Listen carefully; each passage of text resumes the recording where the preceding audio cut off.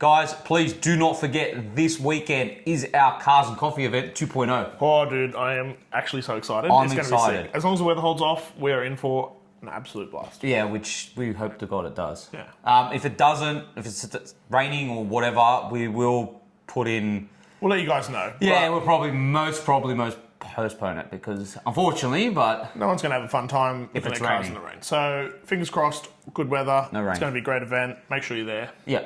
Other than that, guys, thanks to our sponsors, Hard Hat Watches, Only Cars, and Exhaust Notes Australia. Always supplying us with some good cars. Correct. And if you want to know where to find us for our Cars and Coffee event, Yep. Facebook, but most importantly, TalkBase. So what an app. Yeah, what an app. What an app. Other than that, let's get on to some cool topics. Sounds good. All right, Sal. So we have some pretty exciting news that's happened today, right? Doom, The Dark Ages. It's come out on PC. Can we not talk about gaming? I'm very excited. It's so good. Dude, it's not a gaming... This is not gaming No, podcast? it's not a gaming podcast. All right, sorry. I was getting too excited. Yeah, all right. Besides that, who would have thought? I had no idea this was coming. Oh, I had no idea that for some reason Jaguar is now looking for a new marketing team. Surprising. I thought not marketing, the advertisement agency. Dude, their rebranding was amazing. Oh, it's awesome. Well, you know what the good old saying is? Go work, go broke. I think that's probably pretty accurate. Yeah. They made... Now, if you did... probably everyone watching this has seen the ad. Yeah. I don't even need to play it, right? But what did they expect? Like, they put out an ad that had nothing to do... with cars. Cars in general. Nothing. So if you knew Jag back in the day, they were renowned for gentleman cars. Yeah, and they've had a rich history in that, right? Yeah. Gentleman's car, motorsport, motor enthusiasts, all of that. Some you beautiful associated cars. Jag with Bond. Yeah, like luxury and elegance and just all of this. Like I think of a Jag, I think a tweeted suit, Yeah. nice shoes, Rolex, getting in your Jag. Yeah. Do you know, that's what Sophistication. all of that. But then they went like these, and then you're just like, what the hell? just put the brand in the toilet. Oh, absolutely atrocious, guys. Like, disgusting. So, this is... we're not surprised. We're not surprised. Because it seems exactly what we expected. Because even the cars, when they released those concept cars, which we've put on our previous podcast, they're abomination. Like, it was just... What was that? Yeah, I don't know. And I understand when you're making an electric car these days, people are trying to go outside the box, and I know that, but that thing will look like a matchbox. Yeah, there's outside the box, and then there's... Jag. The box isn't even existent. No, the box is the car. The car is the box. It's not going outside the box. There is the box. So we thought we'd share this because it's awesome, actually. It's good news. Well, look, maybe they've realised their errors. They are going to rapidly change them. Yep. And we're going to come out with maybe something that's a bit more reminiscent and true of Jag. Well, and that's what I like to see. Because we do like Jag. Jag is a great brand of car. They've been around for a long time. Had some fantastic cars. They've been involved in a lot of motorsport and a lot of different things over the years. Yeah. We want them to thrive. There are plenty of Jags we look back at and we're like, oh, that's mad. Yeah, absolutely. Do you know, SVR? Oh. Yeah, I know. Like, they sound good, they look good, they got all the, They had their performance 100%. Division and SVR division. It's just, Jag was a great brand, has always been a brand that's like, oh, wow, Jag. Yeah. Do you know what I mean? There was a period of time when they were very unreliable and no one really liked them. And they did go through their... A period, yes. But I think they started getting traction when they released the F-Type. Yep. When that F-Type came out, that's when things changed. Yep. The F-Type really made a massive... What? Sneezing? Sure. Bless you. Yes. Thank you. The F-Type did really change the way people saw Jag because, frankly, before that... Look, probably the F-Type was one that I first looked at and thought, I'd own that. Yeah, everyone did. It was amazing. For me, I always liked Jag, but wouldn't say I ever what would you say it needed one. But when you saw the F-Type, I was like, ooh. Yeah. I think I could probably do with one of these. And it was a really, really... But then even their forward drives, everything that came after that, they looked good. Yep. And then they went to this. Yeah. Look, let's just hope they've done away with that thought process. Yeah, the stupidity back, of that. Yeah, let's get back to a bit of original Jag. And I'm happy for it to be modernised and brought to current. Yeah. But do it in the right way, not the way they did it. But we all knew this was going to happen. Everyone knew. And you know what's funny is how adamant they were when they were like, no, this is what our brand stands for. This is what the new part of Jag is. This is who we are. But the odd thing is they've deleted everything off their socials. Well, that's probably really good. Yeah, but no. I'm saying when they did the rebrand, they deleted everything. They cleared everything. Yeah, I know. So what's going to happen now? Well, hopefully they bring it back. I mean, surely they will have. Well, I don't understand. Like, it's like they had a bad relationship. That's what it felt like. What Jag felt like was when they deleted all their previous stuff. It was like they were in a bad relationship, they wanted to delete all the photos of their partner. Yeah, it's like, let's forget about everything. Let's wipe the slate clean. Let's start again. And everyone just went. Yeah, but why? What is happening? Why are you wiping it clean? Because the history was great. I don't. Yeah, I don't get it either. Yeah. Anyway, this is great news. Let's move on to the next thing. Yep, sounds good, Sal. All right. Oh. Your favourite brand? Bit of GWM, mate. No, Ferrari. GWM is my favourite. I appreciate what they're doing. They're not my favourite brand. So this is scary, nonetheless. It's not scary. Oh, well, it is scary. No, it's not. Why is it scary? I say it's scary in the fact that for other manufacturers, not for them, but for other manufacturers, because we are moving into a climate right now where Chinese cars are getting significantly better. If I tell you, Sal, right, you can pretty much get the equivalent of a $300,000 Ferrari for $80,000. Of course, and it's going to be as quick, looks pretty cool. Might not be as Ferrari, but say it's 80%, 90% of the way there for like quarter of the price. You're going to go, yeah. I think it's hard when... How would you know? No, because hear me out. I think it's hard when you do this. Okay, the Chinese cars undercutting, say, Japan and the European... Undercutting everyone, yeah. Everyone, right? Yeah. But for entry-level models, I completely agree with, right? I do agree with it. Like, if you're a Chinese brand and you're trying to take out, like, entry-level Mercedes, BMWs, Audis, all that, I can kind of understand that because... I don't even see a point of buying entry-level European. Personally, I don't see a point of buying entry-level Mercs, Beamers, all that. I feel like if you're going to buy them, you go all out. Yep. Otherwise, just buy Japanese or Korean. I'm sorry, that's how I see it. That's your opinion? Sure. That's my opinion. I honestly see it like that. It's wrong, but it's fine. How's it wrong? You bought a Santa Fe for that reason. Very true. Yeah, do you see what I'm saying? That's what I'm saying. Like, so I can see, but... When you're getting up to that top, you're in a different... when you're buying a Ferrari, you're not just buying a Ferrari. You're buying heritage, history, the essence of owning a Ferrari, the whole experience, emotional experience of it. I think that's always going to be an attractive part of those cars. Yeah. But this gets you into the market at a relatively affordable range that would be a pretty cool version of one. There's probably people out there who, to be fair, are never going to own a Ferrari, Sal. Yeah. They just never will. They won't ever be in a financial position that they can own a Ferrari. And if you could be like, well, right, this car is the essence or the thought of a Ferrari, but Chinese and it's cheaper and it's this and it's that. And okay, it's not a Ferrari, but it's still a supercar or whatever else. It allows people to still experience that as a motoring enthusiast, a high performance car, a car that is light and special and different and a supercar at an affordable price. And, okay, it's not a Ferrari, I don't think it ever will be, but I still think for people that are maybe dreaming of having something like that one day, if you're into cars, it's still a good thing. It's still a good thing, in my opinion. It's still getting people into high-performance motor cars. See, I knew this at a more affordable happen. Cost. I didn't even read that part of this, just to let you guys know. Yeah. But I already assumed that. Well, said it's unlikely to use the new 4-litre twin turbo. Yeah, I knew this because... Yeah, smaller hybrid or new powertrain is more likely. Yeah, I knew they wouldn't use the 4-litre V8, but I was hoping that they would. Because if they were going to make this, I thought, they go all the town, they're going to use the 4-litre V8. You know what I think they should do? What? A bit like what Lotus did with the new Emira, right? Give us 2 engines. Yeah, that's a good point. Give us a hybrid something, or give us a smaller engine something or other, and then give us a upper version with a V8 twin turbo. See, that's the thing. Why not do both? Why in the same I know this is going to take us off topic a little bit, but it's not really, right? But since you've mentioned that, 2 engine choices, the new Dodge Ram, right? The Hurricane, right? Now, that's got a straight 6 turbo, right? Yep. Now, they got rid of the V8. Why not offer 2 engine choices these days? Why is it still just like we're downsizing engines, but we're still not offering 2 engine choices? And to be fair, you've just done a review on the new Santa Fe. What have they done? 2 engine choices. 2 engine choices. 100%. They did a hybrid and they did a 2.5 litre turbo petrol. Perfect. Like what I don't. You've got the platform. Just do 2 engine choices. You've got the engines. Correct. Just have the options, guys.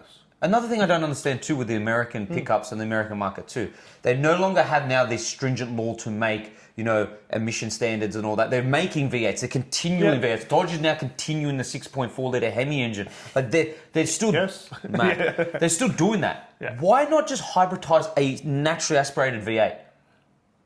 Yeah. Like, I don't understand that. Like, why not just go, okay, we've got the V8. Now, if we want to be a bit more fuel efficient, right, and good for the polar bears and stuff, right, and make every vegan happy, just hybridize the V8. Maybe there's a reason. Like, I don't get it. I don't get why we're so like, just keep downsizing. I think when they downsize, they think their attempt is to go pure efficiency.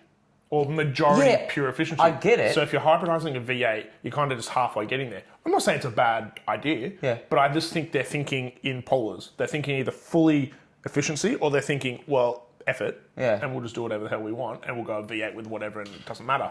And they're not really... There's not a lot that's in that middle... But see, then why I don't disagree it's a bad idea. Why they're doing that, China's now making V8s. Yeah. That's my point. My point is... I think they will probably do something like you're talking about. But they'll do 2 engine choices. I'm with you because they can.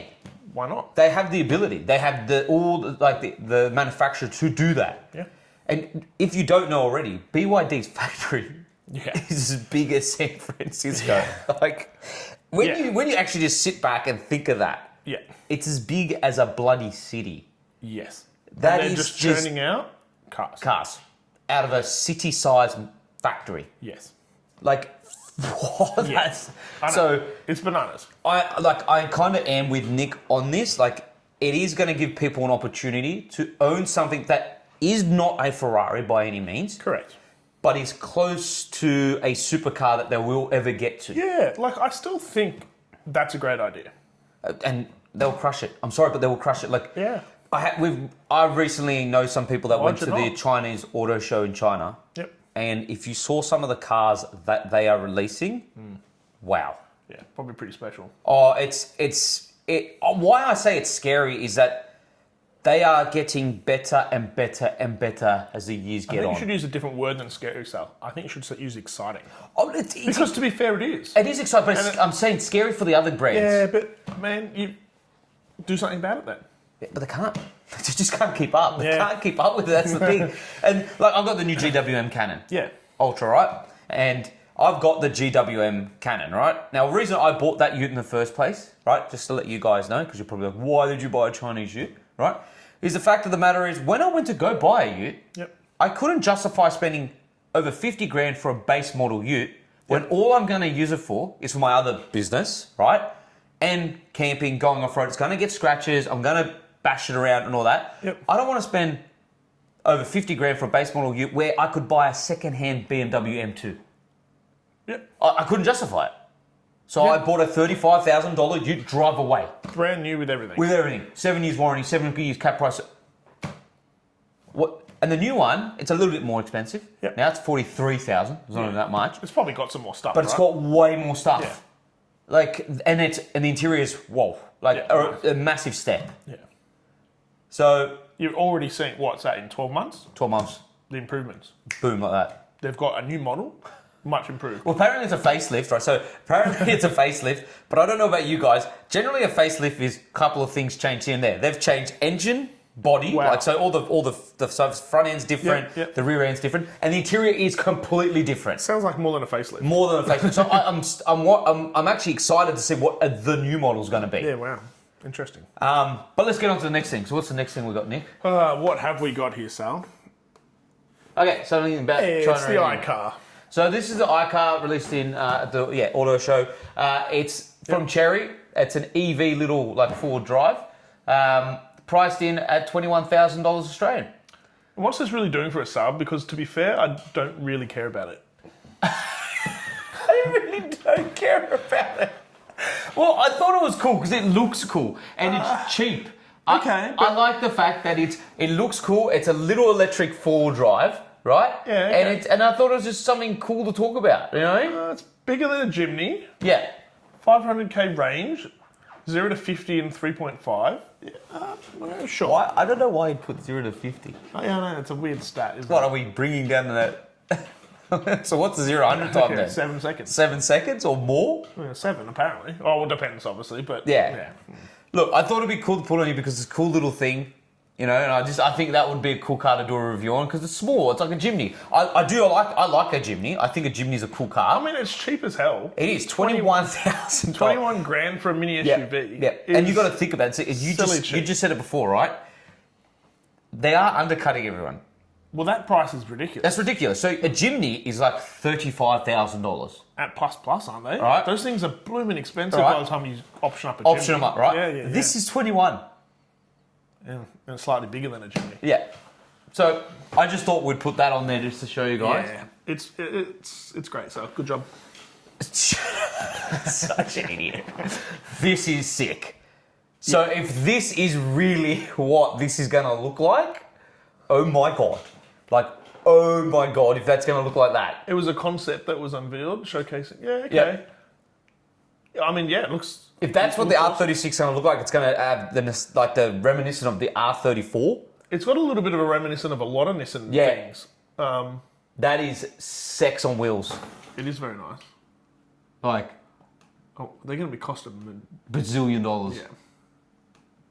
Yeah. Look at that. Yeah, it's a cool looking car. I love the Skyline. I love Skylines. Every single Skyline, no matter what. If someone said to me tomorrow you could have a Skyline, I don't care what one it would be. What would you pick though? Ooh. 34. You would? Okay. A Nissan Skyline R34 GTR V-Spec Nürburgring Edition 2. Yeah, I would have to say it's probably pretty peak. Yeah. Yeah. Well, we have a nostalgia with that car. You know what's going to cost you one of those now? Oh, yes. Either $500,000 or $1 million. Pretty close. Yeah. Which is so stupid. I remember looking at buying, I think it was a 34 V-Spec 2. Yep. Nothing special. Yeah, nothing special. 34 V-Spec 2 back in the day, and it was like... 90 grand. This was when I was buying the Evos and doing stuff. And yeah, I think I could have imported one for like 60 or 70. Yep. And I was like, it's pretty expensive. Yeah. Yeah. Now, I remember looking at them and they were about 90 grand. Yeah. 90 grand, you're like, oh, it's a bit too much. It's a lot of money. A lot of money. Yeah. But you know the whole reason why that's gone up in value? There's only one reason it has. Yeah. And we all know it, and we have to admit it. And there's nothing wrong with it, because we all love him. Yep. It was because of Paul Walker. God rest his soul. It was because of him that car's worth what it's worth today. Oh, I'm sorry, but if that never saw the Fast and Furious franchise... I think there would still be some nostalgia, because I still think it was a car that for its era was a great car. Yep. But I think it's tripled because of Fast and Furious, 100%. Paul Walker, everything else that's happened in. Yep. I still think it would be a car that would have increased in value, but probably not to this degree. Yeah, not to this degree. No way. I think it's definitely gone over and above because of what's been attached to it over the years. Yeah. Still a cool car, though. It's still a cool car. Still a cool car. So you want to hear something funny, which I was reading the other day, apparently. Yeah. So you know the original Fast and the Furious, how... I forgot who's Dominic Toretto's mate is. The one, who's the guy, what's his name, with the yellow R34? Oh, man. I can't remember his name. If you guys know, if you know who I'm talking about. He was part of the crew. He had the yellow R34. Now, apparently the reason why the R34 was... Because everyone asked, why didn't the R34 become the hero car? Why was it the Supra? Yep. Right? Apparently because the R34 was faster than the Dodge. And faster than the Supra, and apparently it was detuned not to be faster than this. So there was and also something about it was too expensive as well, because the R34 GTR was way too was too expensive. The most important thing was it was too expensive. Well, yeah, they probably wanted to crash and do stuff with. And also, I think they probably wanted it to appeal to people that could potentially buy the car. Yeah, and it's more likely you're going to be able to buy a Charger or a Supra or something. So the main reason was because it was. Not just because of the speed and all that, and the power output of what that thing could produce, but the fact that it was too expensive. They're expensive cars from the get-go. The R34 back in the day, yes, they were. They were more expensive than the Supra. Yep. They were a very, very expensive car. Correct. Well, that makes sense though. They were. They were quick, but funny enough, they're not the most desirable Skyline. They're not the desirable GTR. If you ask everyone, then the GTRs that are desirable are 32, 34, and the 35. Yeah. The 33, sorry, 33. Correct. Sorry, he had the 33. Sorry, my bad. 33. Oh. I'm talking about the 33. Sorry, my bad. That's what I mean. No one, I was thinking you're not the 34. No, 33. Sorry. No one really wanted a 33. No one wanted a 33. So I'm talking about the yellow 33 from Fast and Furious, not 34. Sorry, I've just got completely sidetracked. So excuse that. Sorry, guys. But yeah, no one really wants a 33. No. But why? I've driven a 33 and I did not see why people hated it so much. Like, that's why it was a bit of a boat back in the day. But I liked it. I think they're cool. I think it just shows that you just don't know really how to drive cars. Oh, funny. Maybe I do know how to drive cars and that's why I don't mind it. Nah.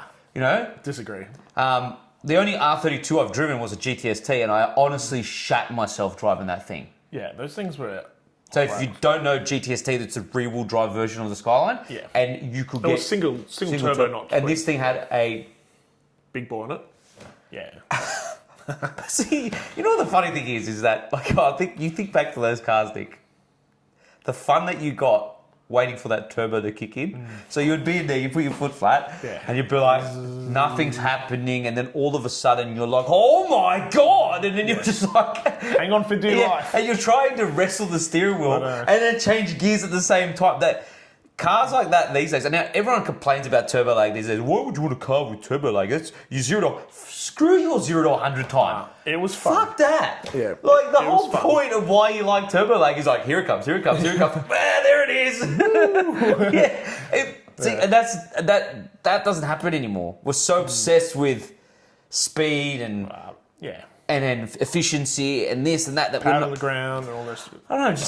I miss those cars. I miss. Like, I still remember my Evo was the same. The first Evo I ever bought was the same sort of thing. Yeah. It just had a big turbo. It took a while to spool up. Yeah. And the same sort of thing was just like, and then in the back of your seat, like, whoa. You know, I had a 6. My 6 was the same. I had an Evo 6, the exact same thing, and it was freaking hilarious. It was a fun car. The funniest thing with the Evos, if you notice, do you notice in the wet they were actually horrible at grip? They weren't as good as you would expect. Yeah, they weren't as good as you expect. So everyone thought, it's all-wheel drive, so it's going to grip in the wet. No. You could step. You could definitely step it out all the time. I loved how we used to go to Skid Pan a fair bit in those all-wheel drive drifting. Oh, but you just held big drifts. So much fun. So, anyways, this is exciting. We are excited for this, but who knows if that is actually what it's going to look like. Yeah, we'll see. Now, this is crazy. It beat the 911. I thought we already talked about this. No, we haven't. We spoke about... What did we speak about? So when they first went out, they didn't beat the GT3. They have now. Now they have. Okay. So, the Ford, the freaking Mustang GTD... Yeah, but look at the blooming thing now. Bro, look at that. It looks like they're... Outpacing a 918 Spider, a Ferrari 296 GTB, and a 911 GT3. That's because, revised powertrain calibration, stiffer chassis, Yep. updated ABS. So pretty much, I'd say what they did, they went out there originally, tried to beat it. We got close. They weren't far off. Yeah, we got close, boys. Bro, this chair, I'm sorry, but your freaking lumbar support on this chair is horrible. No one cares. So... No one cares. I can't. They would have obviously gone out there, let's try and beat it. Yep. Got close and went, right, let's go tweak the shit out of this thing and work out what we're going to do. And they have. They've come back and they've smashed it. So that's pretty impressive. That is very impressive. Yeah. And I think this thing is absolutely bonkers. Yeah, I mean, look at the wing on it, the aero, the wide guards. It is a bonkers car. Yeah. I think it's cool. I appreciate Ford doing this, you know that? Like, Ford's doing a lot of things. Look at the hood scoop, look at all that aero. What I'd love to see, but which would be cool, if Dodge did something like this. That would be mad. Imagine Dodge did something like that. But I don't think Dodge... do they really... No, I don't think they care. Yeah, I think they just... All they care about is making the Demon to make sure it does... They're more about drags. Yeah. They're more about how fast can we get into the drag strip. Yeah. Whereas Ford actually has some heritage in racetracks and motorsport Correct, that they want to try 100%. and prove and show. Yeah. Dodge, I don't think gives a shit. No, I think all Dodge care about is burning tyres. Yeah, can you go fast in a straight line? That's it. Sick. Do you know what's funny? But I was thinking about this the other day to one of my clients because they have American Muscle. I love the fact the names they give their cars. They are cool. They give their cars some cool names. Yeah. And I like if you remember the Grand Tour episode where Richards is in the Demon, he's in the Dodge Demon, and then James is in Camaro, but it's been tuned by Hennessy, Yep. Right? And it's called The Exorcist. It's the combat. The demon. And funny enough, they made an even more powerful version, Hennessy, and they called it, wait for it, The Resurrection. Good job, team. I just love it. It is good. I just love that they're like fighting each other with names, and it's just like, how do we fight them with they got like the demon? So let's call our car the Exorcist. Like, that's just mad. And then Jeremy was in the RTR Ford, right? Yes. Do you know what RTR stands for? No. Ready to rock. Nice. Freaking awesome. I love that. It's just like awesome names. Like, imagine being the designer of that. Like, what do we just call this? Yeah, what do we call it? And then like, you've got the Stingray. Like, all their cars are called cool things. That's true. I applaud them for that. I applaud Americans when they're thinking of names, they call things some cool bloody names. And that's mad. So, good on Ford. This is awesome. Yeah. Top effort, boys. You've come back. You've crushed it. Okay, so I thought I'd put this in here because... Did you now? What did you do? Well, we all remember Need for Speed. Yes. Right. Some very, very fond memories of that. 100%. Remember the one on PC? I remember all of it. So remember Need for Speed Hot Pursuit. Now, many of these cars, I'm going to go through them. Okay. Okay, now, does anyone remember the Peugeot? I don't know how to pronounce that. The Oxia? Oxia. I guess. Oxia, yep. Now, that was a concept, and that was, like, I remember that.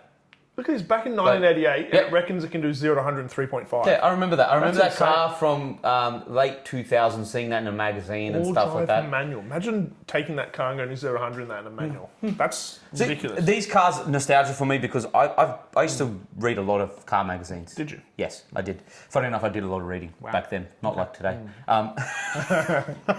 But I read a lot of car magazines. I was that kid in class when you should have been doing maths. You had your book open in maths, but you had the magazine side. Magazine side of it. Fair. And it was a car magazine. It was cars? Yeah, it was cars. Are you sure? Yeah, no, 100% it was cars. No, it was cars. Okay, I was one of those guys who would much rather read about cars than anything else. I think there might have been other things. No, I don't think so. Anyways, so we go here. What else have we got? Does anyone remember that? God, no, I don't remember. I do. 0 to 400. Yep. Oh, it goes 400, sorry. 0 to 102.9. Yep. What the actual? That thing's ridiculous. Yep. These were concepts, guys, that I wish came to life. You actually think that's... That's not an ugly looking car. I'm sorry, and for Chrysler, that's pretty cool. It's probably okay for Chrysler. Now, people probably don't know that. No, what? On my birthday, when I was born, 1992. It's a BMW. Yep. Doesn't with a 5-litre like V12, naturally aspirated. What, the actual? Yep. Next one. I don't know this. This is the one car in this lineup I never knew existed. Legend from back in 2013. Yeah. So I never knew about this. So if any of you have ever seen this, no idea. It had 1.2 litre. 0 to 105.7 seconds. 1.2 litre V2. That's pretty good. It's a V2. I don't know what a V2 is. Probably V2. Yeah. So it's a bike motor. Yeah, it's very weird. I remember that. It's the Mate. We've got the Mate now. Yes, but this was... a different Mate. So this was the 8 Series if they made an M8 back then. Right? Yeah. Which... Look at it. It's a weird looking car too. No, it's actually freaking cool. Flared wheel arches. Yeah, two-door. Looks, strange. Oh. Can you work a computer? Yeah. I don't know this, that Mercedes built. C112. I vaguely think I remember that at some point. I don't know looks why. absolutely hideous. I'm so happy that didn't get made. Look at the rear. It looks like a table. They've chopped two cars and kind of... That's quite ugly. I'm not sure what they were thinking there. Can your computer work? It's because you got a left click, not right click, Sal. I remember that. If anyone remembers that from 2002, because that was in a Need for Speed. Yeah, it's kind of ugly. That's not ugly. No, it's gross. Oh. Wouldn't own. Can you push the button? That I don't remember. That's one I don't remember. You like that? That's the truth. I don't care about that. Skip that. This is what I'm getting to at the end. GT90. The Ford GT90. Now, look, a lot of you guys... V12 quad turbo. Yes, so a lot of you guys would remember this from Need for Speed Hot Pursuit. Did you ever play Need for Speed Hot Pursuit? Yeah, but that was in Hot Pursuit. I had a bad memory. That was one of the best cars in Hot Pursuit. It was insane. GT90, yeah. I can't remember. The unfortunate thing is this never came to life. It was on the verge because it's ridiculous. Yeah, it's freaking awesome. Quad turbo V12. Who doesn't like a quad turbo V12? I don't think anyone's probably ever driven one. Imagine if Ford brought that out in the 90s. It would be like a massive FU to every single other supercar back then. Insane. Like, that would have competed back then with the Bugatti. The EB 10, 12? I can't remember the EB. It's very silly.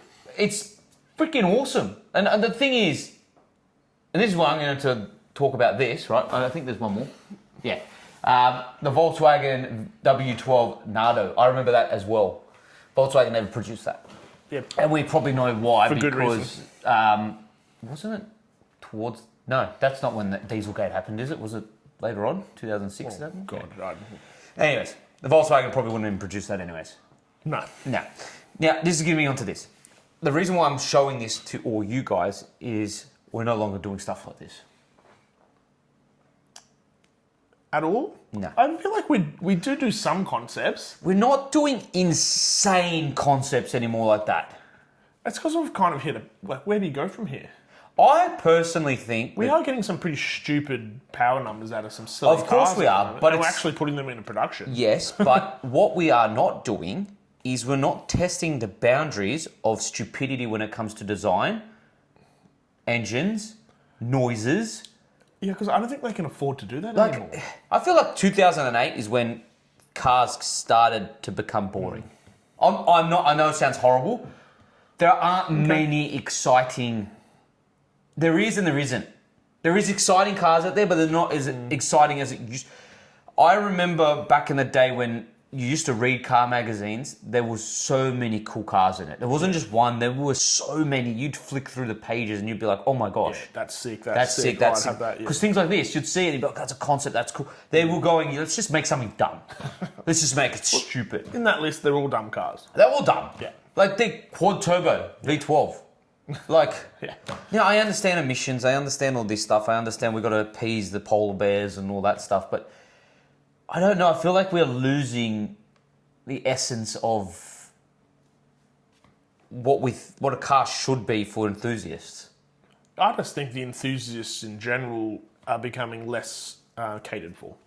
100% they are, but it's funny because as soon as they have tried to steer away from that, they've realised they get burnt big time. Because I was sadly under the impression there wasn't a lot of us out there, but there is actually heaps of us out there. There is a lot of car enthusiasts. Out there. 100%. There is heaps. So we've noticed that with this massive trend of let's make everything electric. No. And then everyone's gone, nah.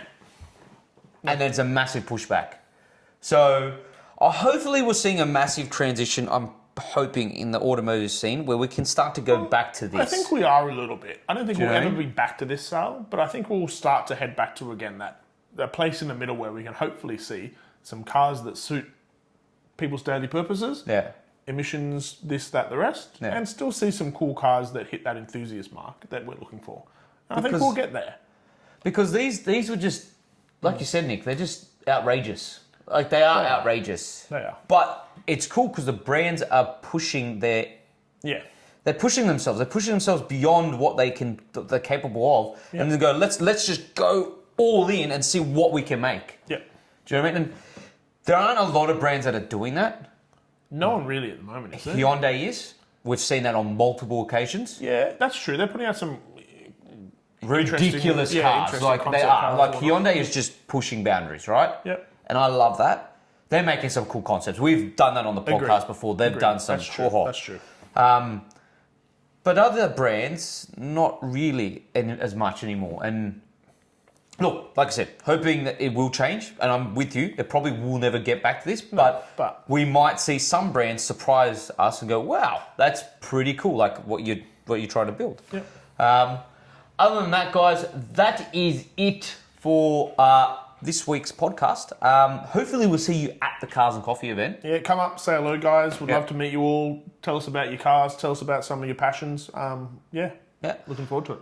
If you're not from Australia, sorry, guys. But once we go global, then we can meet everyone. We can. So other than that, thank you for watching. Don't forget to like and subscribe.